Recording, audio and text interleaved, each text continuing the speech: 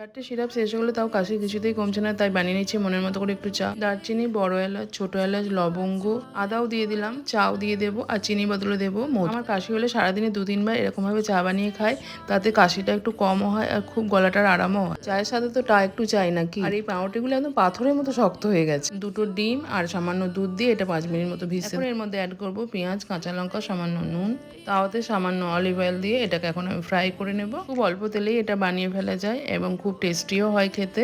আর আমি এতে ইউজ করব পিৎজা সস এবং খেতে হয়েছিল খুবই টেস্টি এটা। এখন অফিস যাওয়ার জন্য রেডি হব।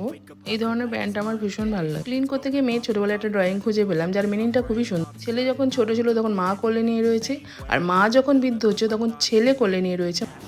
মিনিংটা খুব সুন্দর না?